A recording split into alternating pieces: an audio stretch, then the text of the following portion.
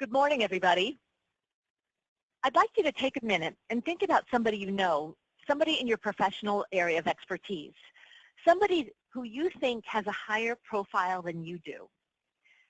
Perhaps it doesn't have to be somebody who's a star, but somebody who you see them in the media, you see them speaking, you see them around, and you think, gee, why are they always the one who get the attention? So if you have somebody in mind, now what I'd like you to do is to think about whether they are more of an expert than you are. Do they know more than you do? Are they better at counseling their clients than you are? Are they smarter than you are? I would guess that they're not. I would guess that in terms of substance, they do not know anything more than you do. Perhaps they're with a bigger firm, they have more resources behind them, but that might be the only differentiator, that when it comes to the quality of work, there's no difference. What they might be ahead of you on is in creating the visibility and credibility that professionals need to market themselves. But that's what we're here to do today, is to talk about how you can get that visibility and credibility, the visibility and credibility that fuel revenue growth. My name is Sharon Berman. My company is Berbe Marketing and Public Relations, and we create the visibility and credibility that fuel revenue growth. Okay. Let's talk about how you can get it. But first, let's talk about visibility. It behooves us to take a minute and really talk about what this all means. What is visibility? Okay. Visibility, it's how well others see you. It's can they see you, which is really the question, because you may be an expert, but if nobody knows about it, that doesn't serve you well. Visibility is also the degree that something attracts attention, and that's what the high-profile person you have in mind is doing. They are attracting the right kind of attention, and that's what you want to be thinking about doing. Visibility is also the state of being able to be seen. So that's what we want to think about when we talk about the visibility that contributes to the growth of a practice and to your business. Credibility. Credibility is the fact that someone can be believed and trusted. And it's the quality of being trusted and believed in, which is critical, and it's being worthy of trust. So you could think about the fact that when you're talking about VisiCredibility, you can be visible without being credible. And at this time, right now, we have plenty of examples of that. Anybody's politics aside, when you think of all the politicians and rhetoric going around and who can you believe, there's a lot of visibility and I don't know how much credibility. So you want to think about the fact that you want to be visible in places that impart credibility. Okay, so why do you want VisiCredibility? VisiCredibility contributes to revenue growth. It's the fuel for growing your business. Why? Why is that the case? Number one, because number one, it creates familiarity.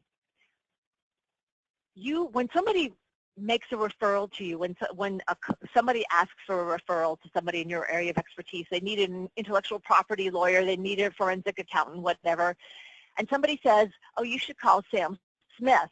You don't want them to say, I've never heard of Sam Smith.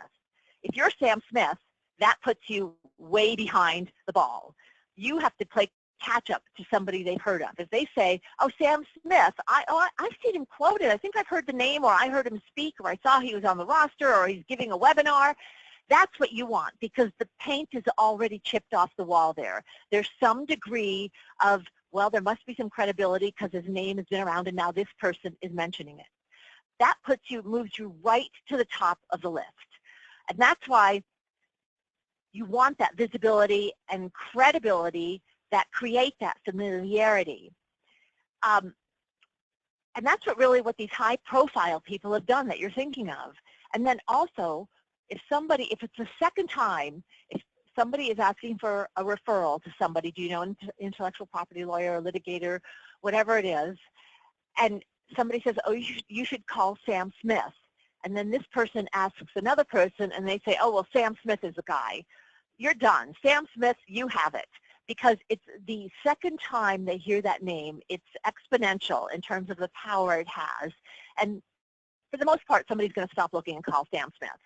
So you want that familiarity. You want this warming up the marketplace through the fact that they know you and they have seen you in credible places. Okay, so where are these credibility places? Where is the credibility arena? Well, first, we have the media. And when I say media, today this is online, print, broadcast. It can be blogs, you know, well-read blogs. So it's not just print media that I'm talking about. The media, why? Because the media has third-party credibility. If you are quoted in a well-read blog, if you're quoted in the paper, if you're a talking head, well then you must know what you're talking about because they thought you knew it. The media thought you knew what you were talking about and quoted you or put you on TV or whatever. It has this powerful third-party credibility. Publishing an article gives you the same thing, and there's a lot of pluses to having articles published as opposed to quotes. In terms of published articles, you can control the message a lot more, and you must be the expert if you can write this article.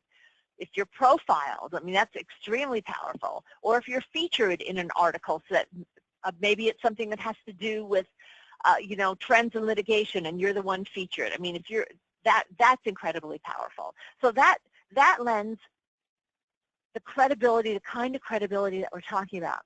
Also today, in terms of credibility, we have different kinds of rankings. The lists, such as whether it's Chambers lists or super lawyers or best lawyers, these rankings add credibility if you're selective. I mean, we all know what kind of explosion there is today in these directories and rankings, but if you're selective about the ones that you're included in, they lend tremendous credibility and do a lot to level the playing field with your larger competitors. Because if somebody with a larger firm is in your area of expertise, they do the same thing you do, and you're on that same ranking, you know, well, that really can put you on par. So being on rankings, and that's why they've become so popular. They lend that credibility. Also in terms of rankings, a different kind of ranking today. I would say that search engine ranking, search engine optimization, if you come up high in organic rankings, you're going to have some credibility, because a lot of people do look at the difference between the pay-per-click ranking, not rankings, but what comes up under pay-per-click, sponsored ads, and the organic listings. And if you come up at fairly high in your area of expertise on search engine rankings, I think that's going to lend a lot of credibility. Speaking, when you're speaking in a venue, you have the stamp of approval from the venue, right? They're not going to put somebody they don't think credible and as an expert on their podium unless they think that you know what you're talking about. So you have the aura of the organization that you are speaking in front of. That lends a lot of credibility. Also, other kinds of credibility today, you can create your own credibility doing your own surveys, white papers. There are a lot of ways to create credibility, but what you want to do is combine this visibility in these credibility arenas. Okay, so what are we doing here? Well, really, if you market a professional service, we're talking about the intangible and making the intangible tangible, right? That's one of the challenges of marketing a professional service. It's not a product. It's not, you know, is it bigger, faster, whatever. So this all comes down to a word I use very often, which is packaging. And it's really about taking your expertise, your experience, and figuring out how to package it in a way that's going to attract the attention of these credibility arenas. And to me, I use Casper the Ghost because really, I envision this as if you try to give Casper a hug, your arms are going to go right through him, right? But still, there are parameters. You can see him right here. And that's what you're trying to do. Is you're trying to, with packaging, you are trying to put parameters and give shape and form to what's in your mind, the ideas you have, the thoughts, all these years of experience, and figure out how to tie this up in a way that's going to get you that VisiCredibility. I also put merchandising on here because this is about merchandising about being merchandising yourself. And we had a very interesting experience recently. We were going to see a prospective client, and he was telling us about another firm that came to see them, and he felt that what detracted from their credibility was the fact that this person wasn't well dressed and was a little sloppy in their appearance. And that detracts, of course, from your credibility. He just sort of felt like, how can you serve me well when you can't even merchandise yourself? So I think that I've always thought that it's extremely important, but I thought that was just a very instructive point in terms of how not merchandising yourself correctly can detract from what you're doing. So what we're trying to do is take all this experience. I can feel it coming through the wires, the experience and expertise of the people listening today, because I know that there are a lot of you who have this seasoning and who have a lot to work with. Okay, so what are we going to do? I'll walk you through our process. You know, this is what we do, and you know, different firms have different methodologies. I think it all comes down to the same thing in many ways, but our process is looking at how we're taking your expertise and how we can package it and pitch it to the media. And this is about inserting yourself into the news stream, because it's great when you have a victory or something to talk about, or a real success. That's fabulous. And that can be newsworthy, but that doesn't happen every day. So you have to think about how you are going to insert yourself into the news stream. And that you're going to do through your experience and expertise and the ideas you have. So I'd like you to be thinking about what is unusual today in your work? What trends are you seeing? What forecasts could you make? And I know you're probably thinking, well, sometimes people say, oh, I don't have anything to talk about, but you really do if you stop to think about it. And you have to sort of, it flies by so fast, you're doing so much that you have to sort of be, I use the word mindful, and catch it as it sort of zooms past you. For example, did you have a client ask you a question and you thought to yourself, boy, that's the third time in this quarter that somebody's asked me that question and I've never heard it before? Okay, well, there's something to work with perhaps. What is the concern that people are having today that they didn't have before? You know, what changes are you seeing in the marketplace? Are people, you know, do they want a quicker resolution? Do they want, you know, are you seeing a ramp up in patents? Are you seeing, you know, more matters that need your valuation? What are you seeing today? And because you can work with this in terms of putting together a pitch, something thought-provoking, interesting, intriguing that you can bring to the media, whether it's online, whether it's, you know, the Wall Street Journal, whether it's Intellectual Property Today, and talk to them about that. They are looking for stories. They need material, so you are positioning yourself as a resource with them. You can also pitch it, and a lot of times what comes back with media pitches when we distribute that pitch is we do get people coming back and saying, that's really interesting. Does Sally want to write an article about that? So sometimes you don't need a separate article pitch, which I have here. But a lot of times somebody just says, listen, I'd really like to write an article. So then what you're doing is you're going to outlets, media outlets that run bylined articles being articles written under your name as opposed to being written by a reporter or a journalist. So you go to places you know that run that sort of thing, and you would say, hey, this is, you know, whether it's, you know, California Lawyer, or whether it's Accounting Today, and saying, I have this idea, what do you think? Or you could take the same thing and take it to organizations and say, you know, I thought this would make a really interesting topic, and I can put together a panel, or, you know, I'm happy to give it a talk about this, and pitch it that way. Today, too, because we know this has become such a visual world, and we need to really be thinking in ways that are quick and communicate quickly. We want to be thinking visually. So you also might think about packaging what you have in terms of, let's say, infographics, which can be very powerful and tend to be shared quite a bit on social media. So you might want to think about how you can put together your ideas from an infographic standpoint. And if you looked at a lot of infographics, some of them have a lot of statistics, but a lot of them don't. A lot of them are really, once again, a way of packaging what you're thinking about in a visual manner. So you want to be thinking about that in terms of your packaging. So you have this pitch, and what you're going to do is you're going to put together a media list. You're going to put together, okay, where do I want this? Who does it make sense to see? I've seen this sort of thing in, you know, Law 360, or I've seen this sort of thing on, you know, a CNBC show or whatever, and pitch it to them. And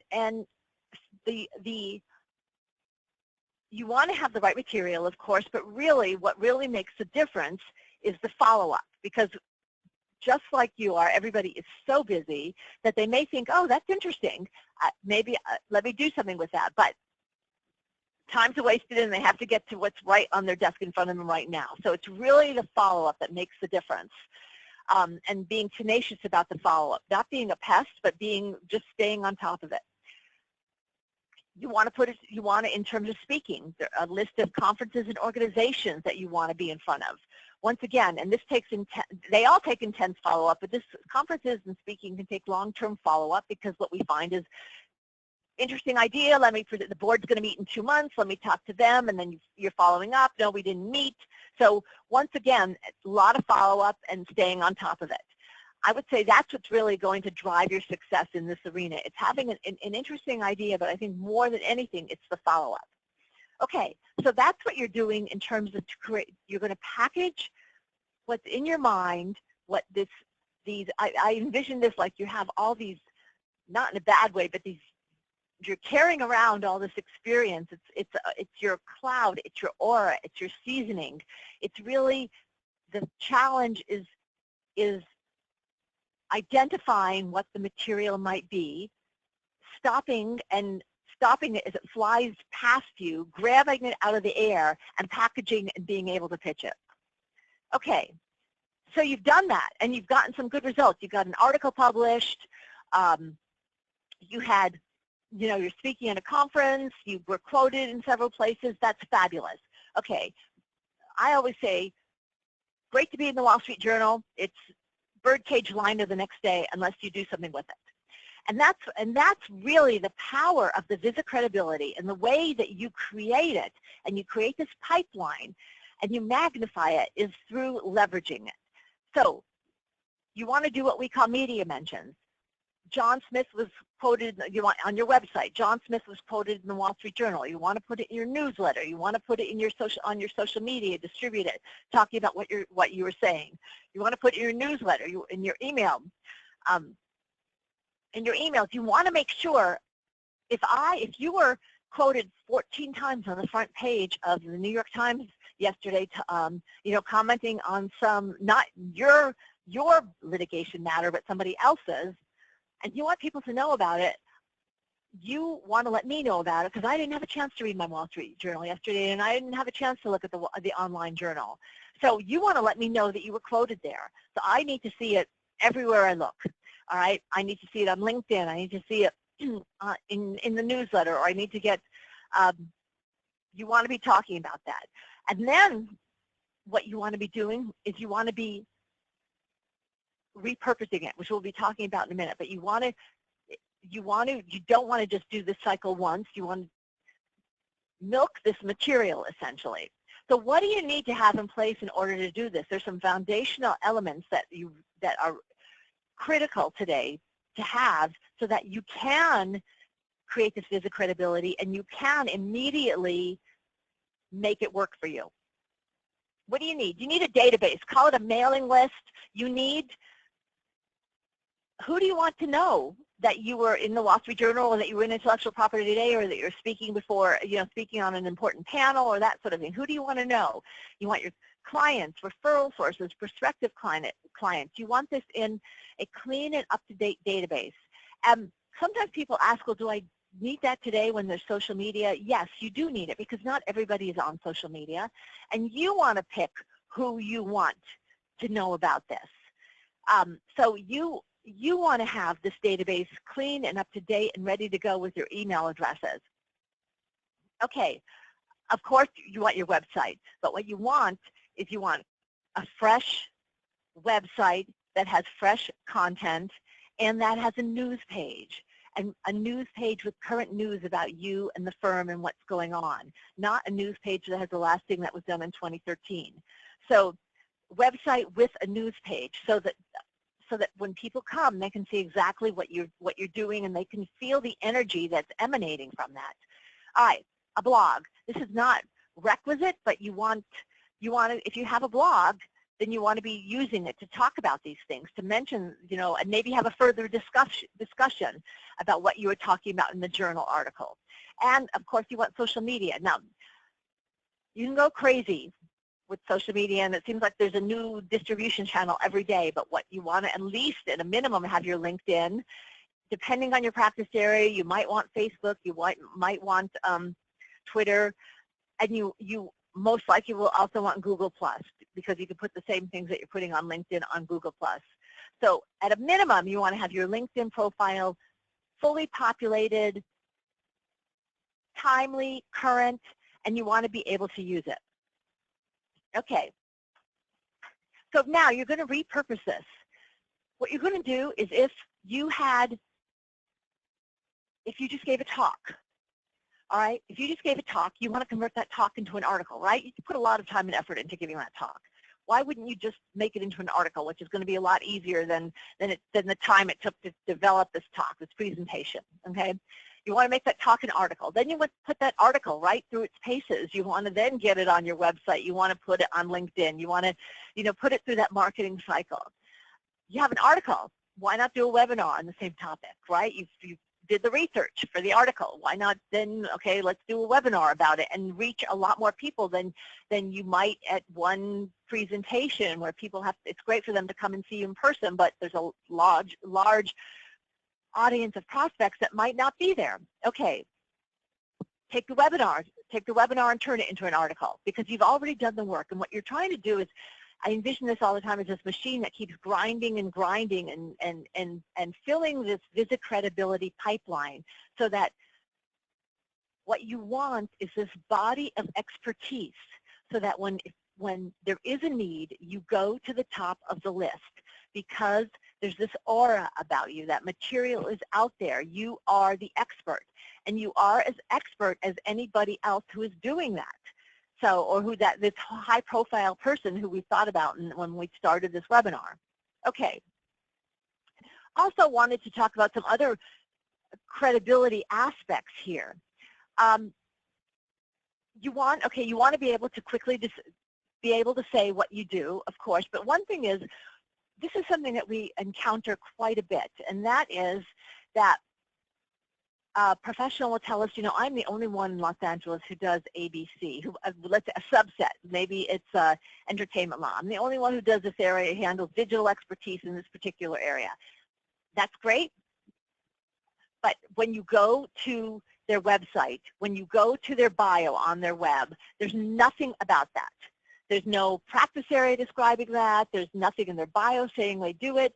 So once again, it's sort of like this well-kept secret about you are the expert, but nobody knows it because you haven't created that visibility. You may have the credibility, I believe you, but you don't have the visibility for it. So you want to make sure that when people go to your website, in your bio, which is where people, the most often viewed part of a website are the biographies, you want to go and make sure that you have really described exactly what you want people to know you do. And that changes, so you have to keep revisiting it and going back and seeing and making sure that it's correct for what today is, as opposed to when everybody was talking about Sarbanes-Oxley, let's say. Okay? Okay, you want to make sure that your LinkedIn profile is fully populated and it says exactly what you want it to say for today, for whatever you are selling today. It's on Avvo, the same thing, making use of Avvo. And what you're doing here are these marketing gears that are creating this credibility machine, and this is all part of it, as well as making sure that you have the results of all you've done in these venues. I mean, you want to have your media mentions, and you want to have, if you're speaking, you want to make sure that you're promoting it on your website, and you're looking at the possibility of getting media interviews and that sort of thing. Okay, so this is all about creating a body of expertise. Somebody goes to the website, somebody goes to LinkedIn. You want it to be immediately obvious that you are the right choice. And that, based on what you know and what you've done, there's no question about that. But you have to put that together in a way that makes it obvious to somebody who doesn't know that. So that's what this is all about. And I know that you are all seasoned business developers. And I know that you all have this expertise and a level and could level the playing field if you create this package of VisiCredibility. So I want to thank everybody today for listening. If you have any questions, my email is here, my phone number. I would be happy to talk with you further. Thanks so much.